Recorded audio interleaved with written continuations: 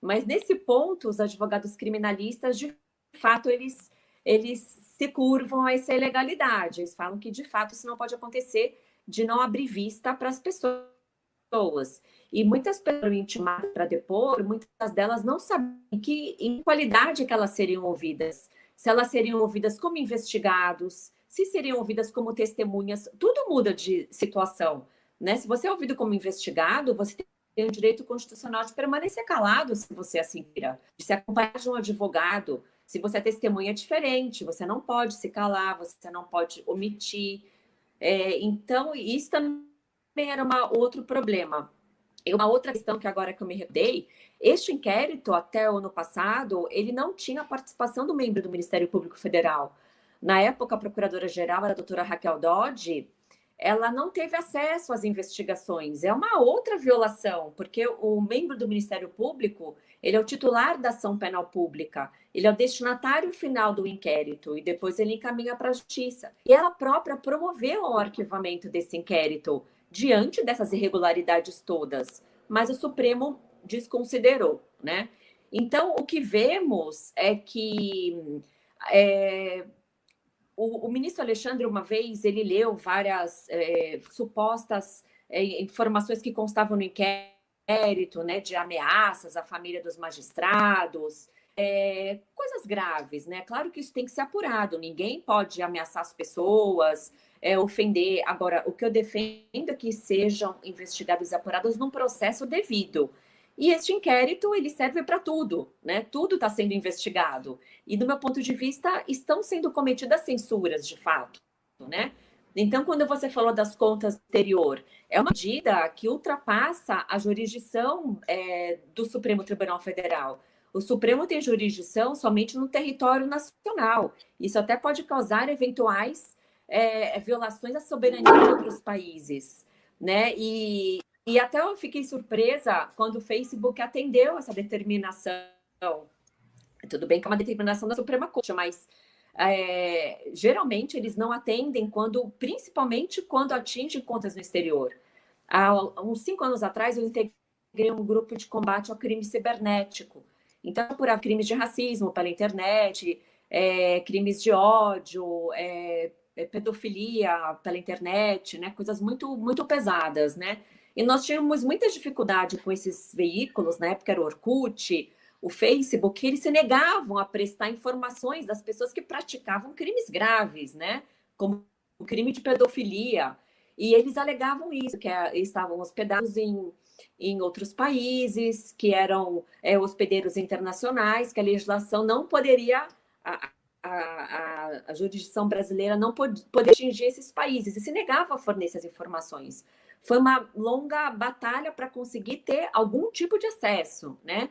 E agora nós acreditávamos que o Facebook não ia acatar essa determinação por conta dessas normas internacionais, mas acatou. E no meu ponto de vista, mesmo a Suprema Corte não teria jurisdição para determinar esses bloqueios em outros países.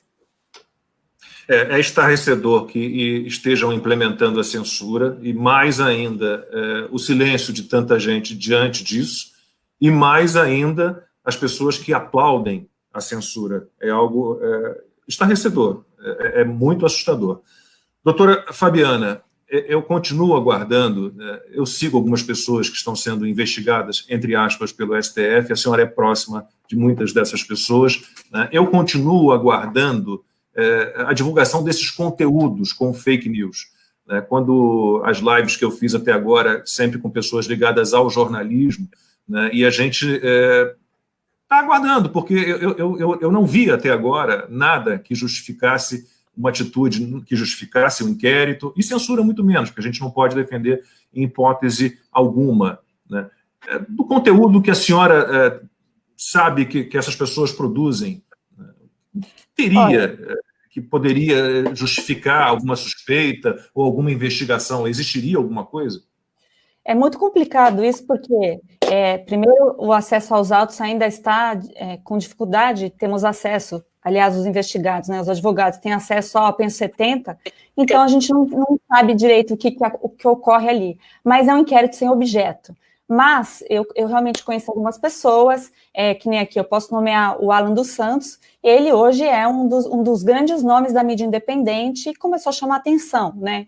Eles tentaram associar, dizer coisas, por exemplo, coisas que parecem que eles não desconhecem, eu vou colocar assim, né? Porque eu acho um pouco estranho. Por exemplo, monetização do Google AdSense, que não tem nada a ver, né?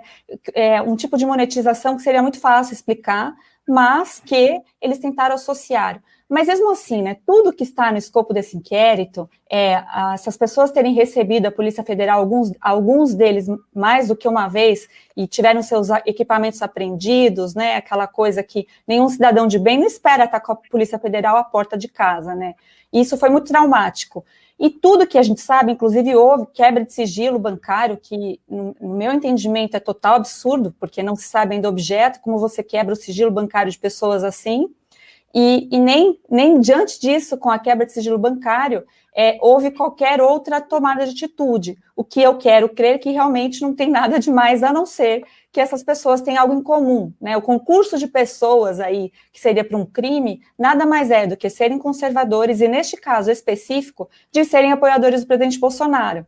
E aí a gente vê aquele misto, né, de pessoas conhecidas, pessoas que estão chegando na mídia, estão ficando famosas pelo bom trabalho que estão fazendo, de empresários, de deputados federais para poder puxar as prerrogativas, como eu falei aqui anteriormente, e até de perfis anônimos, né? E essa coisa do anonimato na internet, eles ficam tentando jogar coisas no ar como se fossem verdade. Mas também até isso, porque se um crime é praticado, a doutora também aqui pode me dizer, né? A internet não é bem assim terra de ninguém. A internet tem a delegacia apropriada para crimes da internet, onde a vítima, um suposto crime, aí pode ser de calúnia, injúria ou até difamação ou algo mais sério, a gente sabe que existem realmente crimes mais sérios pela internet, ela procura as autoridades competentes, e isso não seria diferente para os ministros do Supremo, né? O que eles entendem ali como ataque à instituição, na verdade, são crimes de opinião. Então, nós estamos vendo severamente pessoas já serem punidas, porque essa suspensão de contas já é uma punição, no meu entendimento, já é uma sanção. Eles perderem as suas contas, muitos são objeto de trabalho, ganham dinheiro através da divulgação dessas contas, então não são contas meramente de rede social. Nós estamos numa rede social e hoje é objeto de trabalho de muitas pessoas, ainda mais em época que está todo mundo em casa.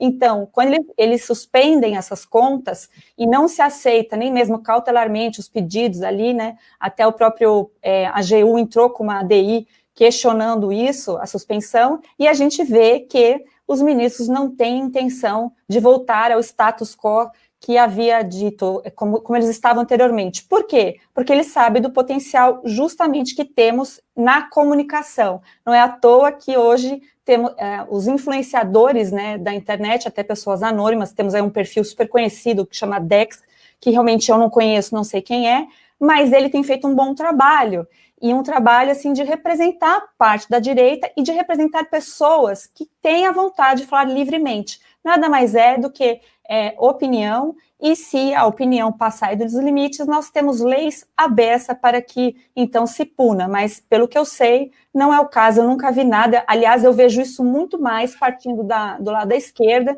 e de perfis oficiais até, lá, que tem o selinho do Twitter, verificados, que cometem coisas absurdas, assim, isso existe, isso é real.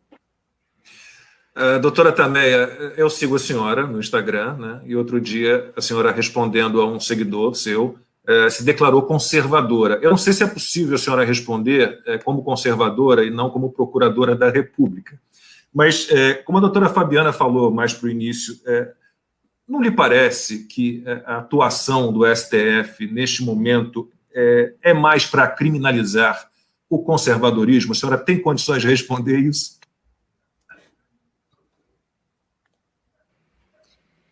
Então, fica difícil, de fato, para mim emitir sua opinião sobre isso, né? Eu prefiro me ater a questões mais técnicas e jurídicas, né?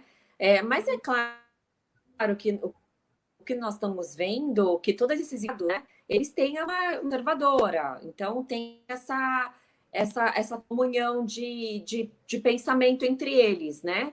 E eu acho que, assim, somente pessoas conservadoras que praticam supostos crimes de ódio, né, ou de divulgação de informações falsas, eu acho que não é isso que a gente